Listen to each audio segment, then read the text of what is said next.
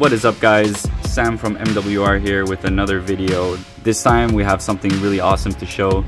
It's our new MGX lower for the EMF100. It is a complete grip frame replacement from the original grip to a customized MGX compatible grip. The rest of the kit is MGX from MWR as well, and we're going to show you in this video today how to install it, how to go from the original grip to this grip. The main feature, as you can see, is the angled ASA. This is using the original ASA from the grip on the EMF with a custom air tube that will allow it to redirect the air at this angle, and it gives you a much more compact profile for your marker. As it gets back here, it's a lot thinner than when you have the stock horizontal. There are different attachments for stocks that you can use that'll make this whole package more ergonomic, or you can still use no stock, which is a very lightweight package. Of course, the uppers, they are all compatible with the one that we have currently, the anti-kit, the alpha as we see here, and the K-spec, which is more of an AK style. And all of our handguards as well are all compatible with this lower. We also have compatibility with the different valves, the different triggers, the different mag releases, and the different safeties that are available for the EMF. And we have a special extra feature that is coming soon with an air-through adapter from CS MagFed Innovation out of Germany.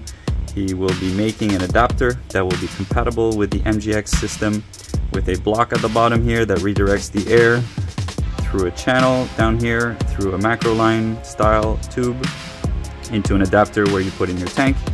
And even this stock will be available for that system. So that's all coming in the future for this MGX lower. Super excited about everything that's coming and all the builds that are going to be possible with this new lower. So without further ado, let's look at the assembly and take you through the steps from taking all the components out of your original EMF grip frame and swap them into the MGX lower.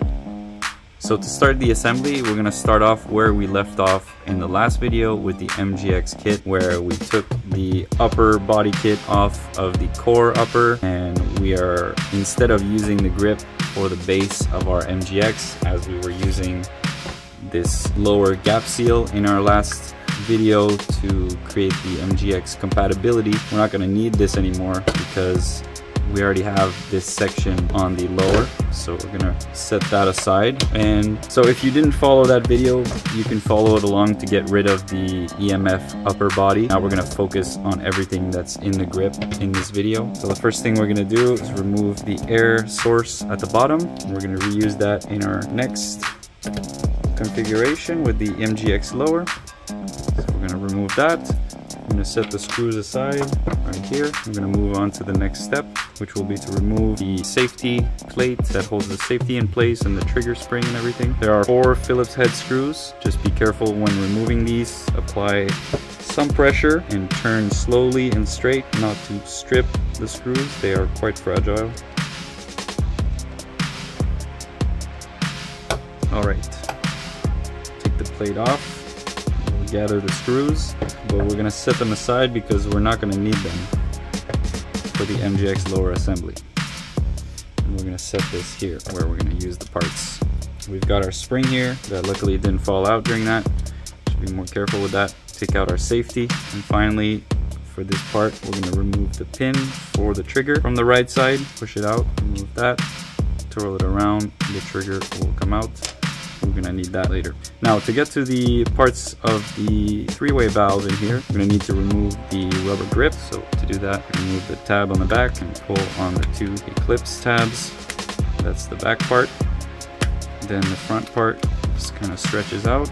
And from the right side again, push out the 2 brass pins. There was the first, and there's the second one. And again, just like the screws, we're going to put those aside. We're not going to need them for the next step. Finally, we can take out the transfer block. This is our pin that just came out. Should have been more careful with that as well. And our 3-way valve. So the pin came out of here. That's the trigger pin. And then this air tube, we're going to take it out. We're going to set it aside. We're not going to need it either. Finally, we're going to take out the mag release pin, and again we're going to be careful not to lose our spring. Here it comes. I'm going to set that aside with the pin. And we are pretty much done with the original lower, so we're going to put back the grips quickly. And now we can focus on everything in front of us, the MGX lower. Let's start in the reverse order. So we're going to finish with the air, and we're going to start with the valves, and the trigger pin will be the first thing. So in this design, there is a hole for the trigger pin. It doesn't slot in from the top, so we need to place this trigger pin into the hole that it's meant for, which is not super easy, and you can barely see in there, but there is a hole for it that I'm trying to aim this pin into. There is another better way to do this probably, which is with some pliers or some needle nose. You can kind of put the pin in place. Now I've got it in place. It's passing through the hole right there, and I'm ready to move on to the next step. There you go, you probably see better here. So there's a gray part here, little hole for the pin, that'll go in there. Next we'll put the three-way valve back in, the main part of it. So we put the three-way valve in there, that'll ensure that the pin won't come out, and we can move on to the trigger. We'll put our trigger right in there. The pin direction is not as important in this case. Then we're gonna let's do the mag release right now. For the mag release, we're actually using a screw. So we're gonna take out that screw. This is using a 2.5mm Allen key. There you go. Tuck it in there. There you go. Now that it's in, try to hold it in place and feed the screw back in, wiggle it a bit, and eventually it will go through. Let's thread that screw, but there's no need to be too tight, and it's under tension, so it won't come out of there. All right, next we're gonna put the safety from the left side, feed it through. There you go. On either side of the safety, there are some rings that help for a smoother push and pull because it is a 3D printed lower. And if I didn't put those rings, it would actually be a little bit more rough push on there. So there is a chance that this ring comes out as you push the safety. So make sure to push the safety right through the center so that the ring cannot pop out at the same time. And if it does pop out, just push it into place and it won't come out on its own once the safety is in place. Next, let's put the trigger spring, and the plate for the safety and the trigger spring will go in from the front. There's a little socket there that it goes in. Make sure the spring is in the pocket, and then you push where the spring just went in and it'll click into place. And when you put the upper on top, it will sandwich everything together. No need for the screws, even though there are holes for them. The screws are not necessary, we found. All right, here's the first bit of hardware that we're applying with the MGX lower and everything else that comes with the MGX usually. Detent covers, the breech cap, the screws for the detent covers, and the 2 screws that we supply for the lower. And finally, there is an MGX air pipe, MWR and MGX on this side, and we're going to put it into the bottom of the grip in a specific direction. But first, we're going to grease up or lube up the O-rings. I put a little bit of oil, but you can put the grease that comes with the EMF as well. There might be a debate about this, I'm not sure. For me, this has worked fine. And we're gonna insert it in a very specific way. So there is an arrow on this side, and we're gonna put a screwdriver in there lightly to feed it into the grip. There is a hole that goes through the grip. It's kind of a square hole that is gonna match the profile of the air tube, and it's kind of in the front there. And there's no other way for it to fit, and once it does fit, it'll fall down. You can take the screwdriver out and you can push it while holding the valve, and you can feel that it's going to seal with the valve. That'll bring us to the ASA, just like this.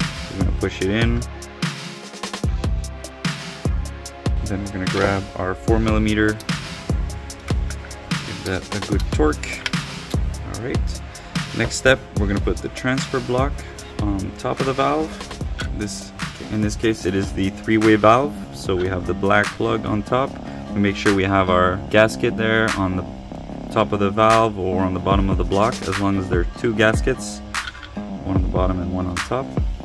Should fit nicely there.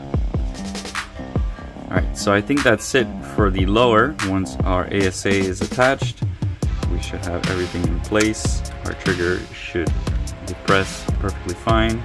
Our safety should engage, and we will pass on to the next step. But before that, we're going to check that our upper is sliding on properly. There should be no resistance as you slide this on. Make sure the tracks here are nice and clean, because that is where the upper is going to slide on. You don't want to push it up on from the top. That's not how it's supposed to install. It's really supposed to slide on from the front as the rails engage with the slots in the lower, like that.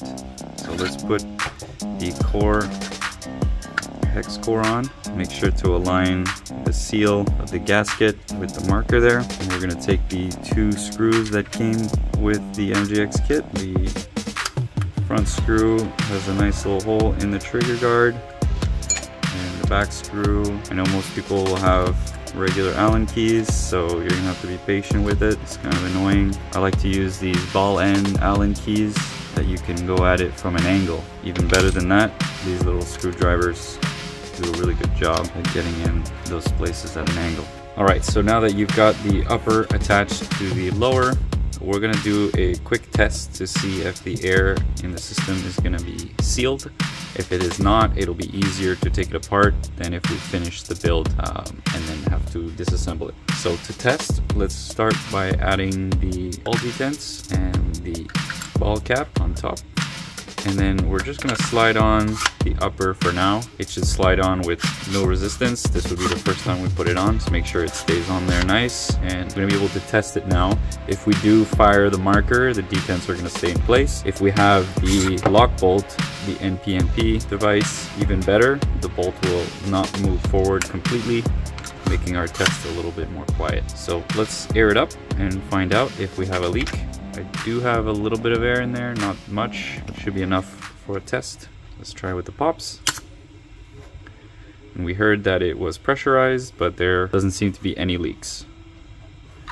If there would be any leaks, I would go back and remove the 2 screws, realign the valve and the transfer block, maybe grease up or oil up the gaskets in between the transfer block and the upper, and make sure everything is nice and tight in there and straight. So right now, if I put it on fire, does fire, the lock bolt does prevent the bolt from going forward completely, which makes it a little bit more quiet, but it does work and I don't hear any leak. Another thing you can do to test out or to see what's going on in the back if there is a leak, you can remove the back of the grip here. Grab a little screwdriver like this, and there's a little notch back there. You can pry it open and carefully pull the grip back.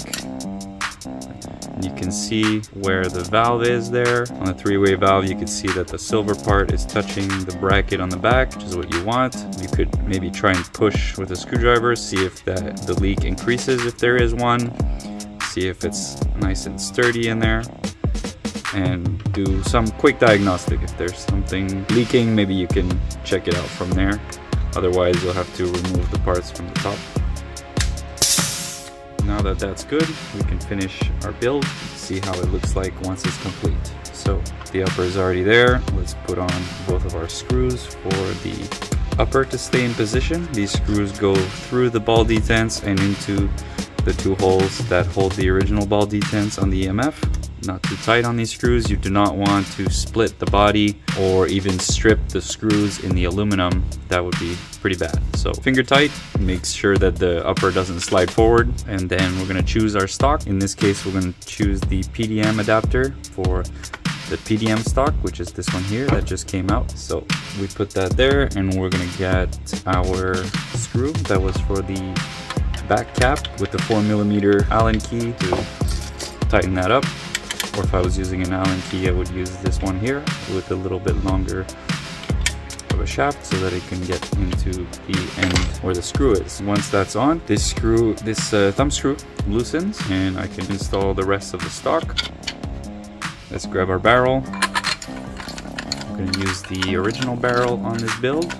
And with our Reaper handguard, we're going to take a look if we have the proper shim for this barrel. This one says 21.5, which is the outer diameter of the end of the barrel here. The inner diameter of this is 25mm, I believe, which will fit the S63 barrel, like this one. So this one will work. However, we want to use our original barrel, so we're going to pop in the shim as such. Once it's in place, it should be quite snug in there. And then if I feed in the barrel, I will see that the shim is preventing the barrel from moving inside the handguard or vice versa. It's really nice. Let's throw on our new Block 9 muzzle in the front to complete the front of the marker. Now finally, let's install our air tank. So with this stock again, the thumb screw is loose. We can push that back, insert the tank.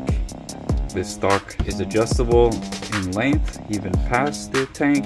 If you had a longer tank, like a 17 CI, you could still use this stock in any position that you want, except not past the tank. If you have a shorter tank as well, this stock will collapse a little bit further. And once you're happy with the position, it'll stay in place. Just loosen it up a little bit, like 2 turns, and I'll be able to adjust. 2 turns back. Now with the mag, let's pop the air on, and that's it. You've got a fully functional MGX marker with the new MGX Lower from MWR. So I hope you enjoyed that build. I hope that the process is as smooth for you as it was today for me. It has been tested many times, and it is at a point where I'm fairly confident that it will work for everyone, no matter which valve upgrade you have, and it should be pretty smooth. If you have any questions, please let me know in the comments or on any of our social media, on Instagram, Facebook, and through our website directly. I've also added a little bit more footage of the MGX in action at the end of the video this time, so if you want to watch more footage of me playing with this marker or this lower specifically, because every clip pretty much has a different marker set up, because I would bring a lot of parts to the field, and between games I would be switching up the handguard, switching out the stock, and also there's clips from different days as well. So I hope you enjoy that. I hope you enjoy the build. Thank you for sharing it, for spreading the MWR love. You guys are amazing. Thanks for watching, and I'll see you in the next one.